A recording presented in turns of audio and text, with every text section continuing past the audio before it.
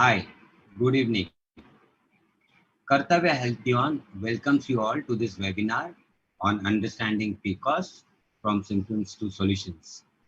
This session will be presented by Dietitian Aditi Goyal, who is a young and enthusiastic nutritionist and researcher with focus on women health and metabolic health.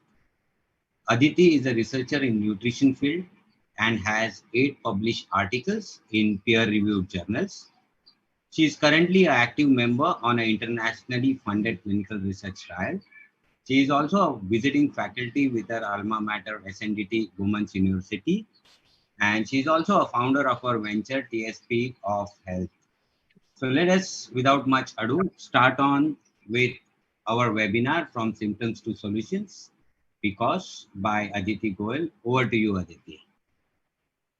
Hi, good evening to all the viewers, and thank you very much to Kartavya for this opportunity for me to speak about PCOS on this platform.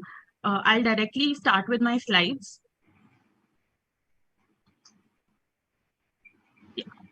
Can we have the next slide, please? So immediately going into it, since the introduction has already been done, we'll start by understanding a little bit about exactly what is PCOS.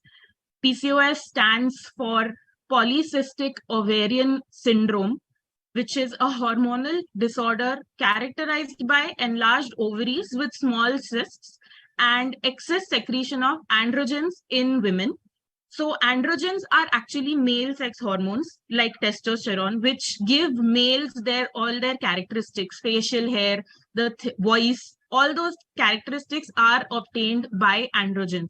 So these androgens are usually present in very low amounts in women. So when the levels of these androgens rise very, very high, along with other factors, that is what culminates into PCOS in women. Next, please. So clearly visible in this diagram is a comparative of what the doctor will look for when you go to a gynecologist who wants to understand whether or not a woman has PCOS. In a normal ovary, which is seen on the left side, each egg will develop, and in a cyclic process, each ovary will mature one egg alternating month. So 1 month left, then 1 month right, that way. And however, in the PCOS ovaries, as you can see in the picture on the right, all the follicles which contain the egg have become they are stuck in the middle of the maturity cycle, and they kind of align themselves towards the corners of the ovary. So seeing the follicles like that on the corners, that is one of the telltale signs of PCOS. Next, please. So how do you know if you have PCOS? There are multiple internationally confirmed methods in which PCOS is diagnosed by the gynecologist. The Rotterdam criteria is the most commonly used one. So there are three things which are important in PCOS. If a woman has at least 2 of them, then the doctor can tell you that yes, you have PCOS. The first, which is what everybody suspects that they have PCOS when this happens, is oligo or anovulation, which means it will come to you in the form of irregular periods or not having any menstrual cycle.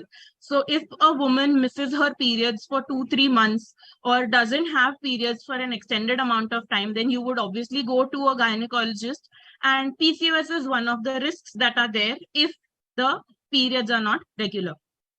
The second thing is hyperandrogenism. That means that androgen levels in the woman's body have risen above the normal levels. So women will have developed certain characteristics that are usually more common in men.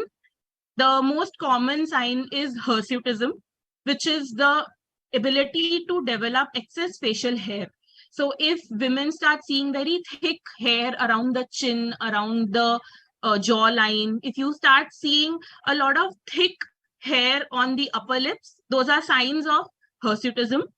There will also sometimes be alopecia, which is hair loss. You will start seeing much more hair loss that happens because of the disbalance in hormones. And the third thing is the polycystic ovaries. So this is something that will be checked through a sonography. If the follicle size is higher than normal, or if the ovarian volume is higher than normal in at least one ovary, that is known as the polycystic ovary, which is where the disorder receives its name from. So if any two of these three are present, then that person can be said to have polycystic ovarian syndrome. The reason why it is called a syndrome is because there are a lot of things that are happening in this syndrome, and any of them could be responsible for your diagnosis. So it's a collection of symptoms that a person experiences. Not necessary that every person will have irregularity of periods, or they will have all this facial hair development. So that leads us to different kinds of ways in which PCOS presents itself. Next slide, please. So this is a diagrammatic representation of what happens in the three characteristic features of PCOS. Like you can see in the diagram of this girl, there is a lot of hair and almost a full beard developing, which is what is called as hirsutism. The diagram which I had previously shown, this is a real life sonography picture where you can see that the follicles have lined up right around the outer edge of the ovary. And the anovulation, it means that the egg is not maturing. It is supposed to go through a full cycle within the ovary, mature completely, come out of the ovary and enter into the female reproductive system. But that is not happening, and that is why periods will not happen. Next slide, please. So these are the phenotypes of PCOS. Basically, phenotypes, it means how the disease shows up in a person. Each person is different, and so each person's symptomology will also be different. So there are 4 types of PCOS. Type A PCOS is who will have all 3 major characteristics. They may show some signs of hirsutism, they will not have regular periods, and their sonography will show that they have polycysts. However, type B, their sonography will be normal. Everything will be fine there. However, they will have irregularity of periods, and they will have alopecia and all those characteristics of androgenism.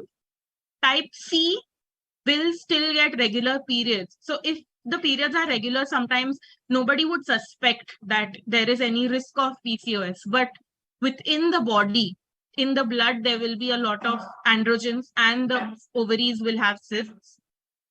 In type D, there will be irregularity of periods, and there will be cysts in the ovary.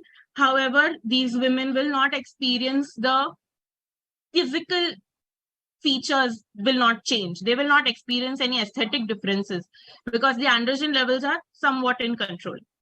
Next slide, please. So really, it's important to raise awareness about PCOS, which is why this seminar is a wonderful opportunity to speak about it. PCOS is becoming more and more common in women of the reproductive age group. At least 4 to 20% of women between the age groups of 15 and 49 across the world suffer from PCOS. And the cure for PCOS, while somewhat easy to come, is not always accessible to everyone. Next, please. So who can get PCOS? Who would need to worry about their risk of developing this disorder? The first factor is genetics. If there is a genetic predisposition for high androgen levels and for that person to have hormonal irregularities, that person may be at an increased risk of developing PCOS. This is one of the unchangeable factors. What is in the genetic makeup is in the genetic makeup, and we cannot control that. However, everything else is within our control, that we can avoid all these other risk factors. The second one being obesity. The more the person gains weight, the more the person will develop an accumulation of fat. And all the sex hormones in the body, whether male or female, are estrogen, progesterone, testosterone. All these hormones are prepared from cholesterol. So the more fat mass there is, the more availability there will be for a hormone imbalance in the body. So if a person has a sitting job which keeps them at their desk all day long, a person who doesn't have the opportunity to do any physical activity because there's no time, or a person who has no access to physical space where they can become active, if there is no park, if there is no open spaces where they can go out and do some activity, move their body a little bit, all those people will be at the risk of developing obesity, and all those people will also be at the risk of developing PCOS. This is also becoming more and more common because many people have sedentary type jobs where you have to sit in front of a computer for 8-10 hours, and then you go home and you're so tired you just go to sleep. And on the other hand, food which is high in fat and food which you should not be consuming on a daily basis is becoming more and more easily accessible, because you can sit at home and order this food, it will come to your door and you can just eat it. So all those things are causing a rise in obesity. The next factor is stress. Again, stress is, many times we can control, many times you cannot control. People who have highly stressful jobs, or people who have certain issues in their home, even something as small as a long travel to work. Somebody who has to travel 1.5 hours to reach their place of work will also be experiencing a lot of stress. So that stress can factor into the risk of developing PCOS. The next is insulin resistance. So I'll be speaking more in detail about insulin resistance, but insulin is the hormone in the body, which is basically responsible for allowing the usage of glucose in the body. Whatever we use is going to get digested and it's going to convert into glucose in the end. This glucose needs to enter into the cells so that the cells can utilize glucose for energy. And for that process to happen, insulin is required. It's like the cells have a door and insulin is the key. So insulin will help the glucose enter into the cells where they can be used. What happens in insulin resistance is that the insulin no longer works. So while you eat XYZ number of things, you have a lot of glucose in the blood, but the cells are not able to utilize any of that. And that is what is insulin resistance. So there is insulin, but it cannot be used by the body. So insulin resistance will also be a major factor for the development of PCOS. And lastly, inflammation. Internal inflammation can be a factor not just for PCOS, but for a lot of other diseases as well. Inflammation can happen for any number of reasons. Exposure to pollutants, smoking, even passive smoking. If there is somebody in your family who smokes, the inhalation of that smoke can factor into inflammation. The consumption of a lot of fatty foods, the consumption of a lot of fried foods, all these things can be a factor for inflammation. Not consuming enough amount of fruits and vegetables can also factor into inflammation, and that inflammation can also lead to the development of PCOS. Next, please. So this is a flow of all the factors and how they can lead to PCOS. There are toxins in the environment. Like I said, all the pollution that is around us, especially air pollution, when we go out and we have all the smoke, the fog and everything, which is the vehicular emissions and all, which is not at all good for the body. All those environmental factors, a genetic predisposition, diet and lifestyle, gut dysbiosis, it means that there are not enough good bacteria in the gut. All those things together can lead to the imbalance of hormones, increased amount of testosterone, and insulin resistance in the body, which culminates into PCOS. And PCOS will present in different ways. Clinical features is what you can clearly see. Commonly, women will experience a lot of acne. And like I said, there is a lot of facial hair development.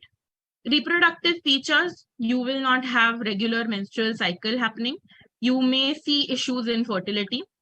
And the metabolic features is an increased risk of metabolic disorders. A woman who has PCOS would be at a greater risk for the development of other metabolic disorders like diabetes, thyroid, CVD, hypertension, heart problems. Everything else can happen to this person. Next, please. So PCOS and insulin, this is a very common risk factor in the development of PCOS. Insulin, if their body has become resistant to insulin, the utilization of glucose will not happen. So there's a lot of extra glucose that is still in the blood, which has not gone into the cells.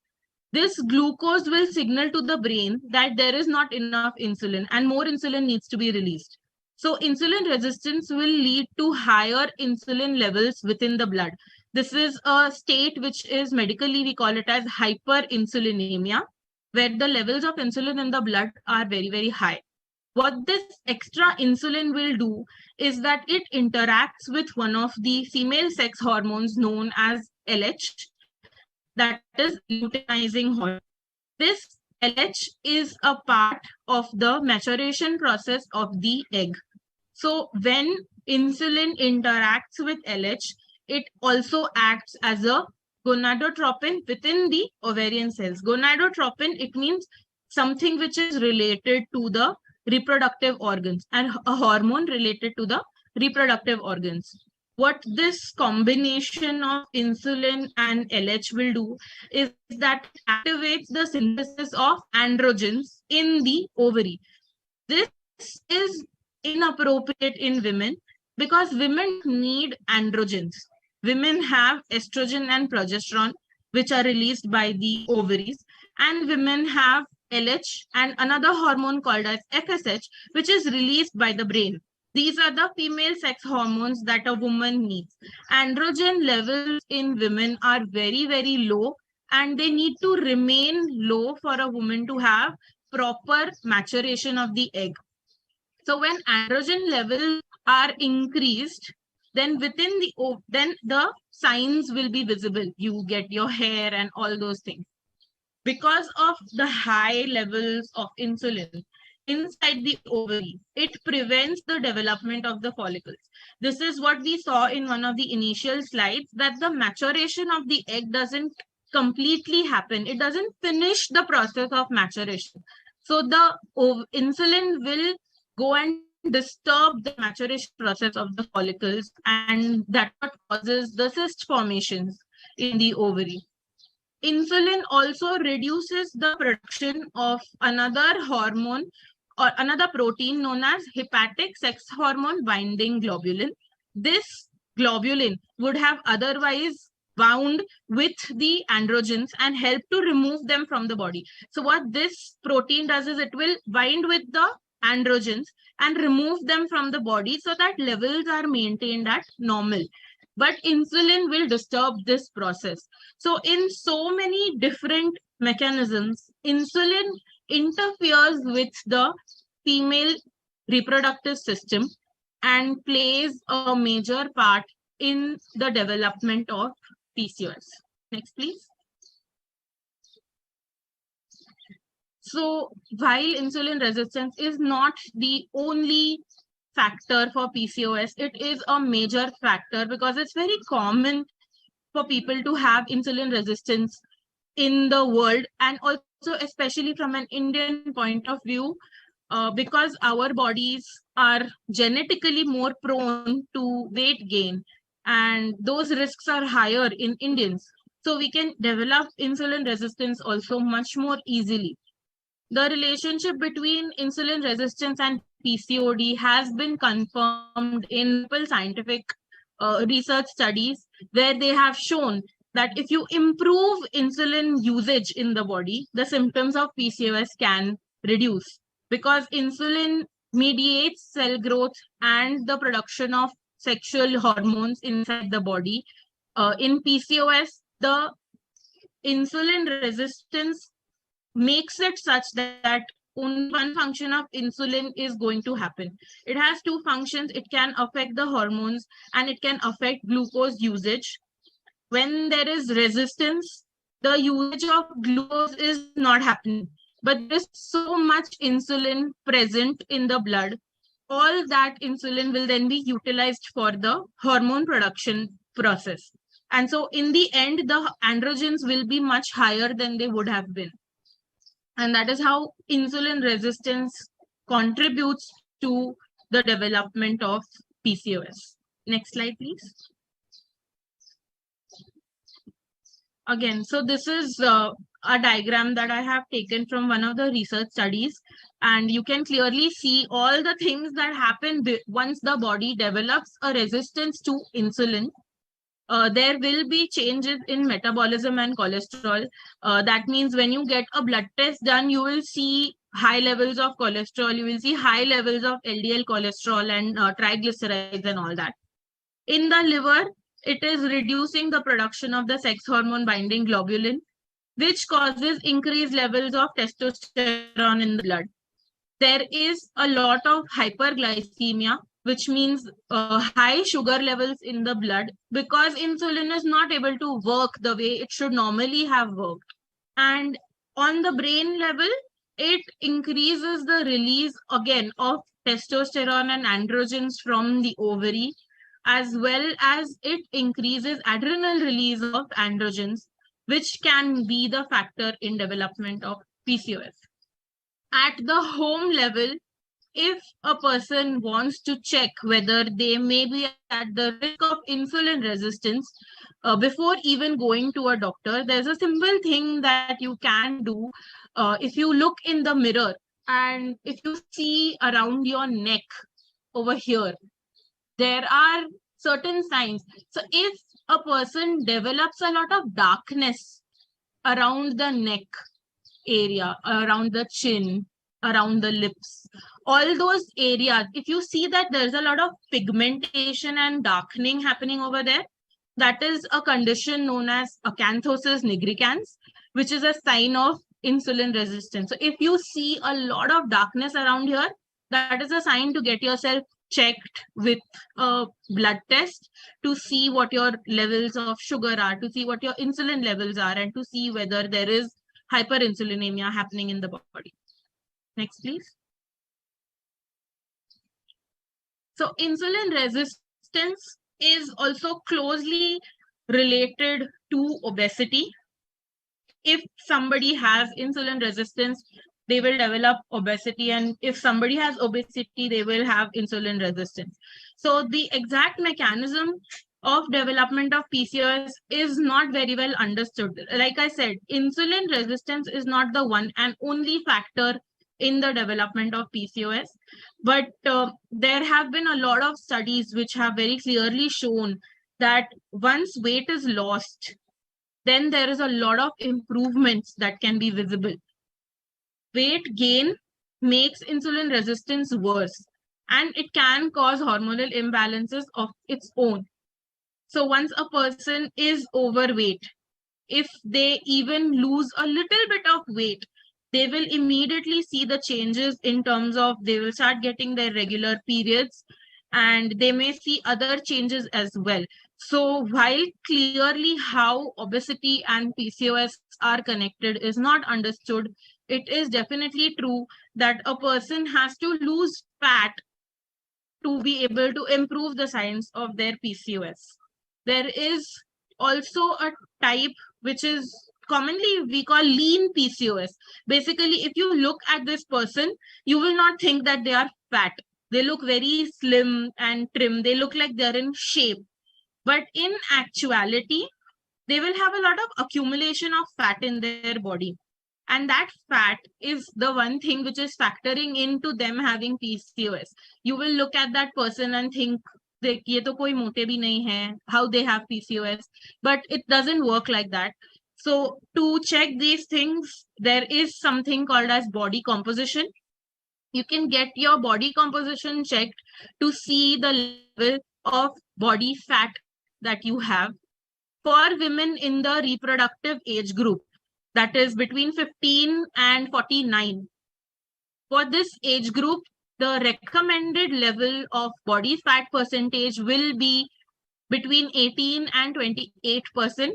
So if the body fat percentage is more than 28, it's more than 30, 35, then that is a sign of what we call as adiposity, which means your body has held on to a lot of fat. There's a lot of fat accumulation. On the weighing scale, that person may be thin, but actually they are not healthy from inside. So they need to be able to lose fat to see all the improvements in their symptomology for PCOS. Next, please. So this is how obesity can factor in for PCOS. Obesity does make it more difficult for insulin to do what it has to do. So there is insulin resistance because of obesity. At the same time, all the fat tissue which accumulates within the body of an obese person, there will be a lot of release of a substance called as adipokines, and adipokines increase inflammation. So again, the inflammation will also factor in for PCOS. Obesity can also cause a condition known as obstructive sleep apnea. In obstructive sleep apnea, there is not enough oxygen and breathing capacity in a person when they're sleeping. The person cannot breathe properly at night. And because of that, also there will be inflammation and insulin resistance in the person. So all that will cause the metabolic distress in that body and can factor in to PCOS. Next, please.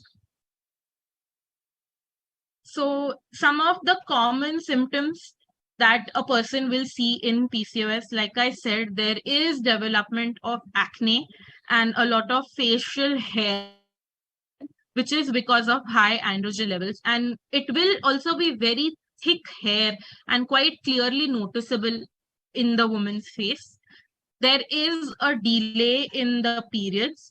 Either the periods will come but not on time, or they will not come at all for multiple months at a stretch. 3 months, 4 months, 5 months. The periods can get delayed for a very, very long time also. Next, please. The next symptom is fatigue. Insulin resistance as well as the hormonal imbalance that is common in PCOS can cause a lot of physical exhaustion. It will just leave the person feeling so tired and drained all the time because the energy source for the body is glucose, and the glucose is not available to the cells because of insulin resistance. So in the end, the person ends up feeling very, very fatigued. There's no energy to do the work.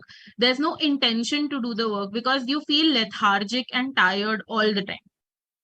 Like I said already, there will be certain amount of hair loss sometimes because of high androgen levels.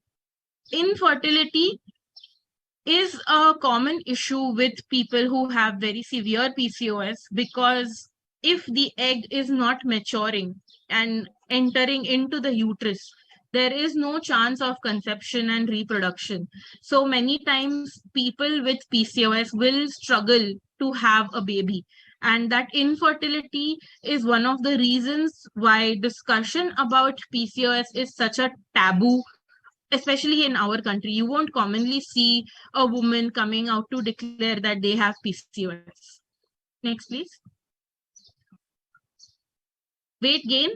Again, because of all the hormonal imbalance and the fatigue accompanied by the insulin resistance, the women with PCOS will see a lot of gain in weight many times. There is a decrease in the libido.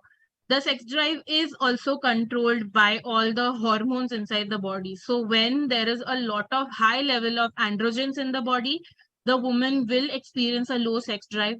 And all these factors, the weight gain, the hair loss, the hair on the face, all those things factor into a lot of mental problems for a woman with PCOS, and she will face they can face depression. Many times women with PCOS struggle with a lot of self-esteem and body issues. There's a lot of taboo around the discussions for PCOS, as well as because of the weight gain, they might experience certain level of bullying, whether it's at the home level or the public level, because people have the tendency to call names. People have the tendency to fat shame a person without realizing why they are struggling to lose the weight. But all those aesthetic appearance changes that a woman experiences when PCOS is there, the development of facial hair and all those things, make a woman very insecure about her appearance, and that can lead to a lot of mental health problems. It can lead to depression. And in a state of depression, people usually turn towards foods which are usually higher in fat, foods which are high in salt, foods which are high in sugar. And so all that mental health disturbances will also prevent the woman to gain control of her life by reducing a little bit of weight and managing her PCOS in a more effective. Next, please. So after understanding everything that happens inside the body for a person with PCOS, we come now to the solution part. There is no reason to believe that a woman with PCOS has to be stuck in a heavy body, not get periods on time, and all those things. Women with PCOS can make their periods regular, they can have babies, they can reduce a lot of weight, and all those things can happen. There are a lot of medical treatments also available to help with PCOS.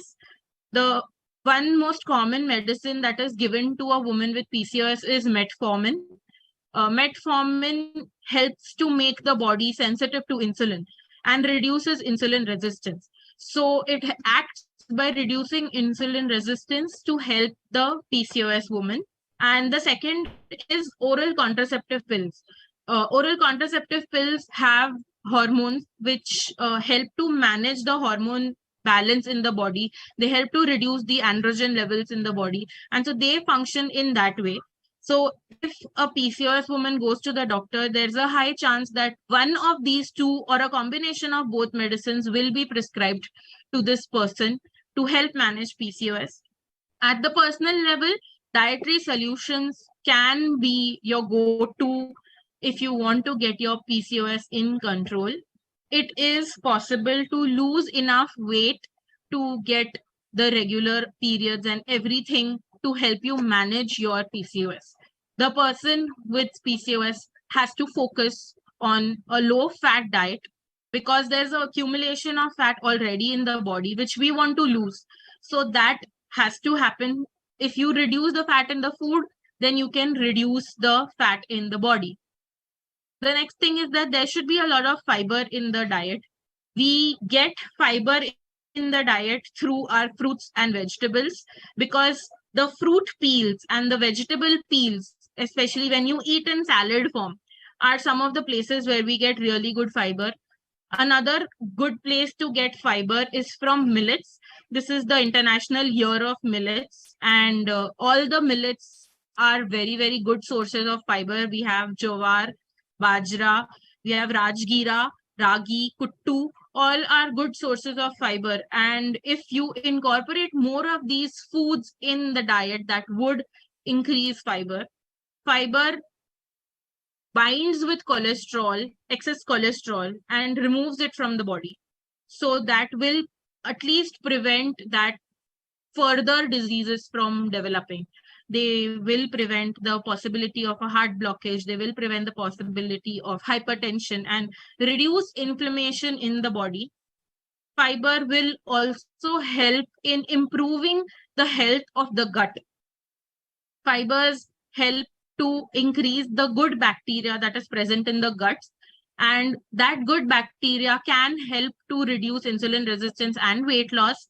So we would like to increase fiber in the diet. The third thing is to get a high protein diet. Proteins are, in very simple words, because proteins are a little more difficult to digest, the body struggles to digest them and uses a little bit more energy when digesting proteins. And so that is why it can help to reduce weight. At the same time, proteins are also good to build up muscle and reduce fat mass.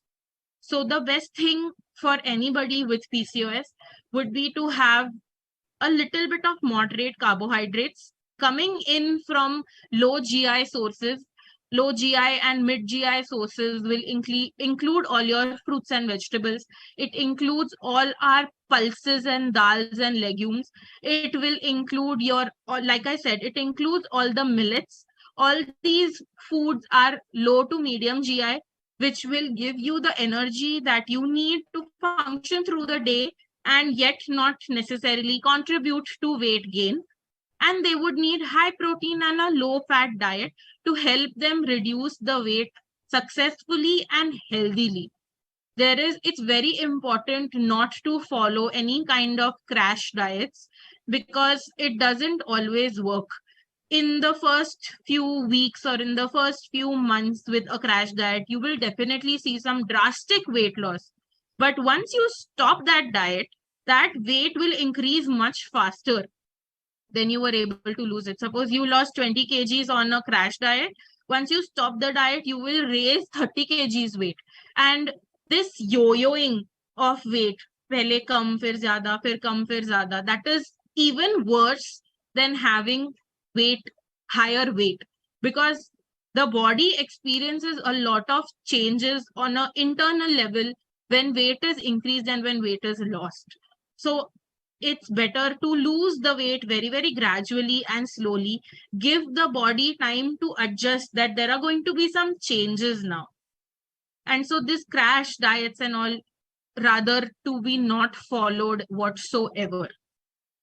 All these dietary changes should also be complemented with some amount of physical activity to give your body some movement, because it is very important to improve health that there be some amount of physical activity. It doesn't matter if the person doesn't have time to go to the gym. If you don't have time to go to the gym, even if you have very little time, just the difference between taking the elevator and taking the stairs can be the difference that you see in your health. Next, please. So seed cycling, this is a commonly used method for hormone management, which is very, very common in the West, but it is becoming more and more commonly used in India as well. It has not been tested on a scientific level, but from case to case, there have been wonderful results in people who have done seed cycling, and it helps to manage the hormonal imbalance that is easily seen in PCOS women. The way to follow this seed cycling method is very simple. It includes 4 different seeds that you can see on your screen right now. Flax seeds, which is alsi, pumpkin seeds, sunflower seeds, and sesame seeds, that is til. We use these 4 seeds in a fixed cycle through the month, and that is what is called as seed cycling. So in day 1 to day 14, which is called as the follicular phase, that means day 1 is when period starts. And from that day, for the next 14 days, the person has to eat 1 spoon of flax seeds and 1 spoon of pumpkin seeds daily. What you have, you can use it in any different ways you want, but you don't have to roast these seeds. They have to be eaten raw. Either if you can eat it raw, you just eat it raw, or you can powder it and mix it with other things that you eat through the day. The next 14 days, that is luteal phase, from day 15 to day 28, is when we eat sunflower seeds and sesame seeds. Again, same way, raw and ground. You can eat the seeds raw if you're comfortable. If you're not comfortable, you can use the raw seeds in any other form. You can use it in a smoothie. You can put the blended powder in a dal or whatnot, and you can use it there. And so these are the cycles that we follow. Each individual seed has its own properties which make it helpful to help the management of hormones in the body, as well as they are selected for this particular time depending upon the way the hormones rise and fall during the menstruation.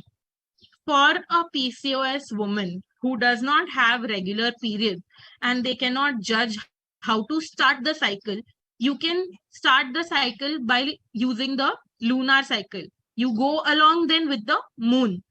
So one new moon to full moon cycle, and you start with those cycles. So the day when there is a full moon is when you start, and then you go by a 14-day break. And that is how you do seed cycling.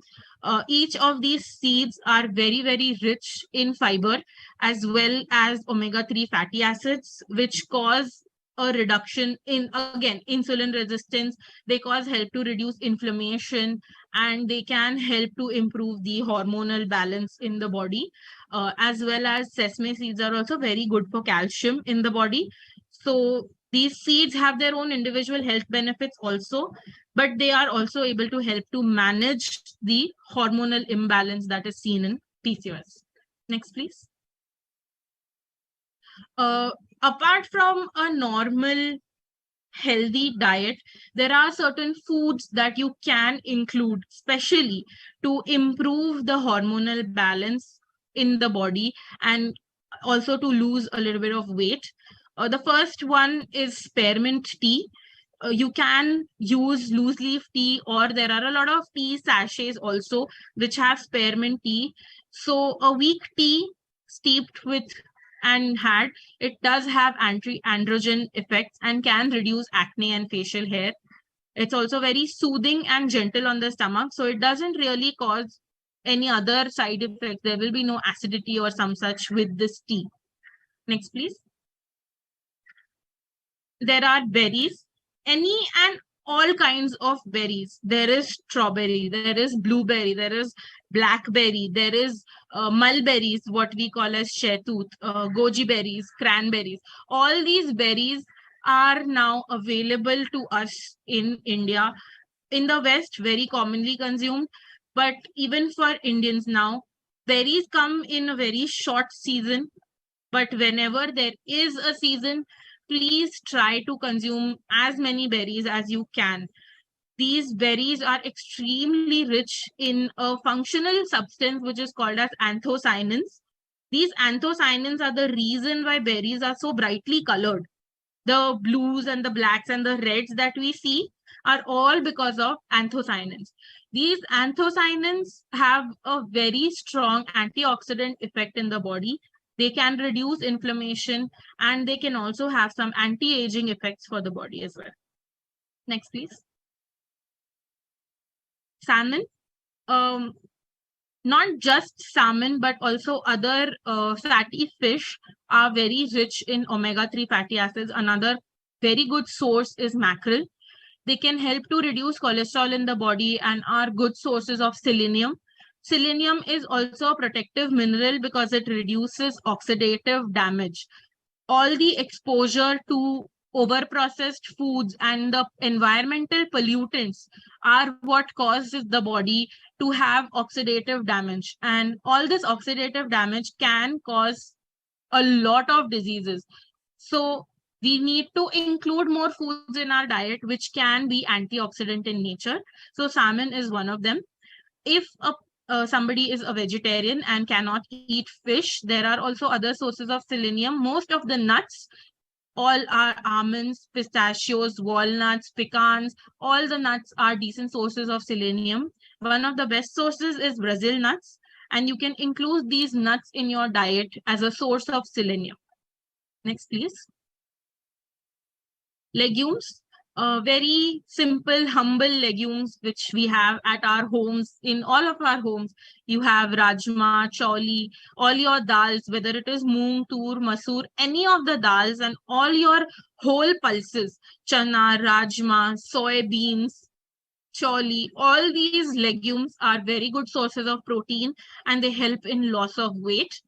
They also add decent amount of fiber to the diet, as well as are good sources of magnesium and zinc. Magnesium helps to keep blood pressure in control. Where there is a lot of inflammation, there might be a chance of developing hypertension. So magnesium helps to keep the blood pressure in control. And zinc is again very protective in nature, very much like selenium. So we want to add more of these nutrients in the diet. Next, please. Probiotics. Probiotics are those foods which help to deliver good bacteria to the gut. So we have a lot of foods which we either have at home or the things which we can buy ready-made from the store, which gives us a lot of probiotics. At the home level, we have dahi.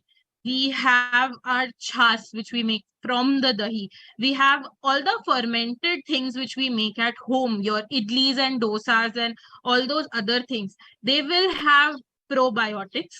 If there is a person who is buying from the store, there are even more options.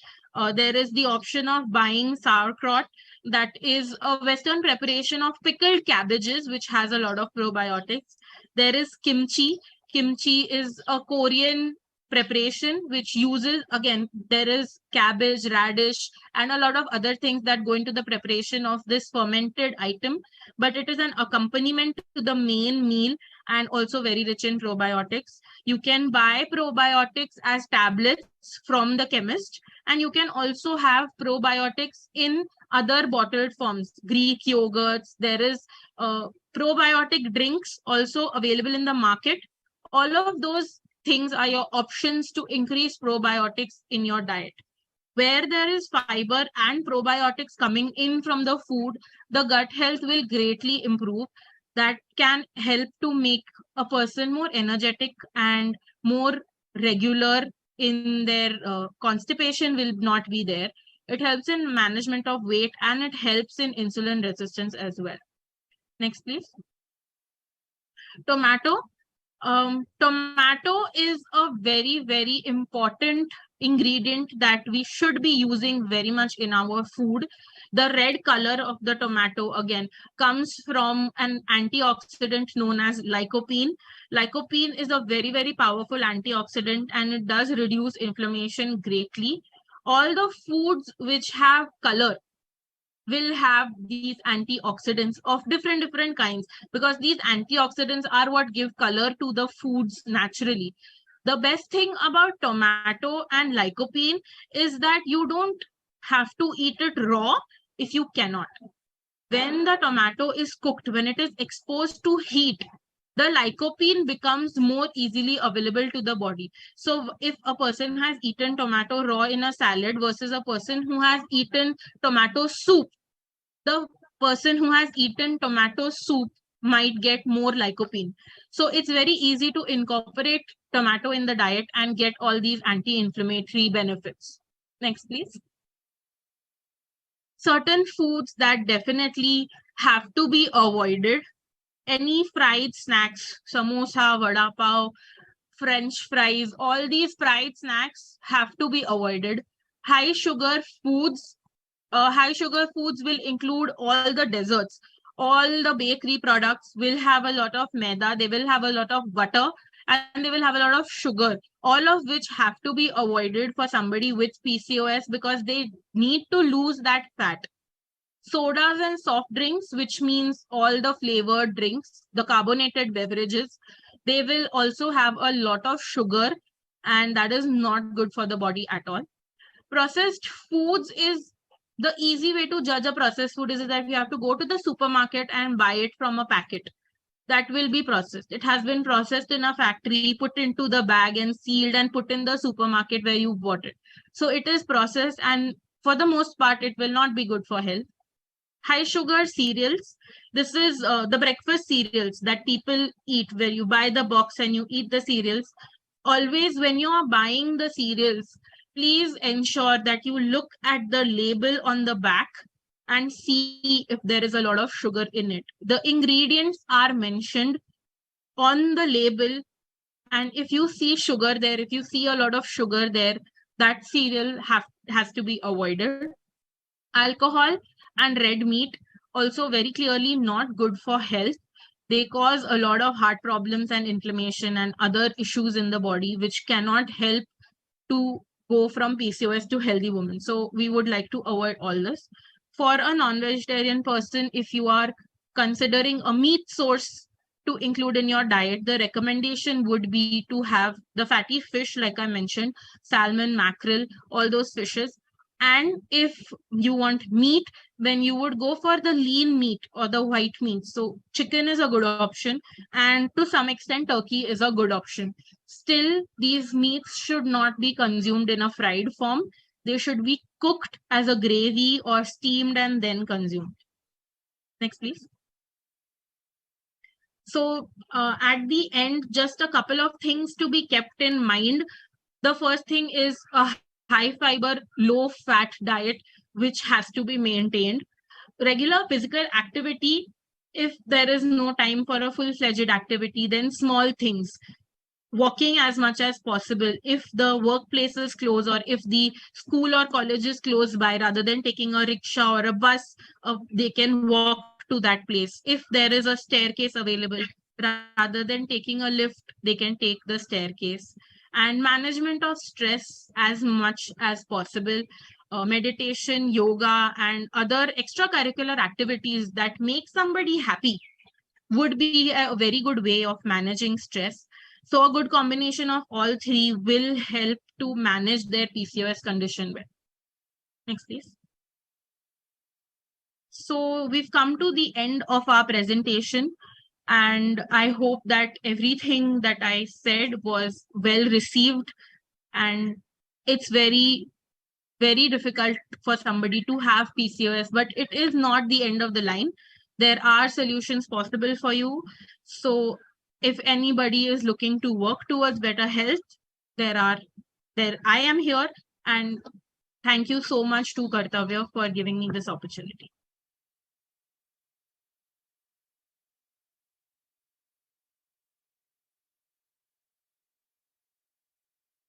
Thank you, Aditi, for this wonderful session. Thank you. In fact, the audience had been pouring it with a couple of questions, and I'm just trying to kind of club them together and see how we could just answer a couple of questions. Yeah. So, there are a couple of people who have been asking about whether this is a professional hazard or do we kind of get PCOS because of the profession which we are into. And some questions linked to it is it curable, remedial, or lifestyle changes? How does it impact?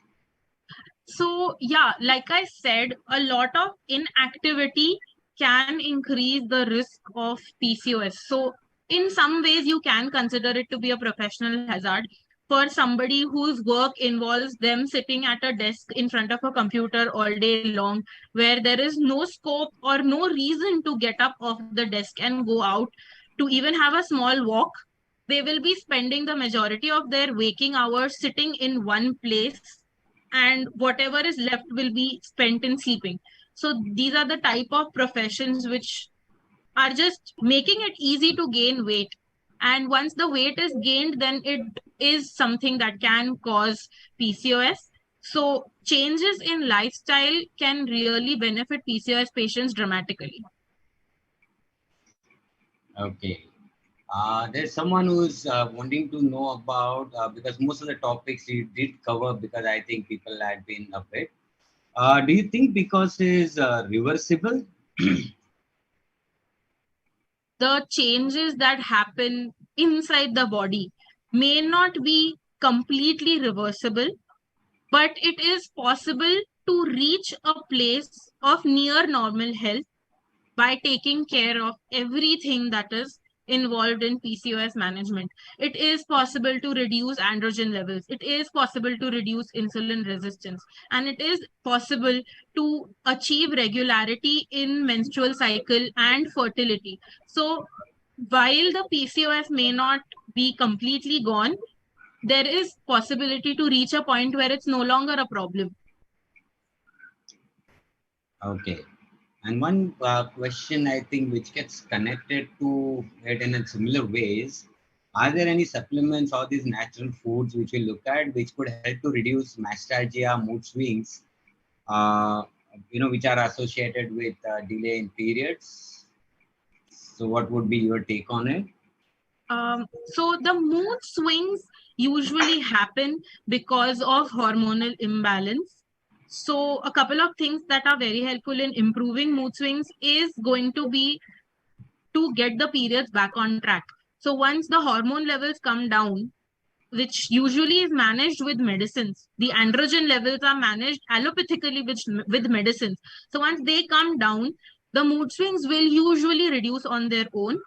But also omega-3 fatty acids rich foods, which help to improve good cholesterol and reduce bad cholesterol and overall reduce inflammation in the body, will also factor in to improve moods. In terms of supplements, there is no reason to specifically seek supplements out. But if it is becoming difficult for somebody to include these things in their diet naturally, then you can go for the supplements. Like N3 fatty acid supplements are available. You can buy cod liver oil, it comes in tablets. So, those are the supplements which a person can use. Okay, a pretty long session, but someone just wrote one question and I thought it was important. How long should the seed cycling be done? So, So, seed cycling can be continued for at least 1 to 2 months, or maybe even a third, as long as you don't experience changes. These type of dietary managements should be operated on a case to case basis. So there is no one formula that 3 weeks 3 months karna hai and then chhod dena hai. You experience the changes when you start seeing regularity, then you can slowly wean yourself off from the changes and see how your body reacts once you have stopped taking all these seeds, and slowly get your body used to the normal cycle without the seeds. So at okay, least 2 to 3 months would be needed. okay. Thank you. I think it's been a pretty long session. On behalf of Kartavya Healthy On, would like to thank all the audience for being part of this session. And a big thank you to you as well for helping us to Thank you. conduct this webinar on PCOS from symptoms to solutions. And it had been a great time, a long hour, but it had been exciting to kind of go through this session. Thank you very much. Thank you very much for this opportunity.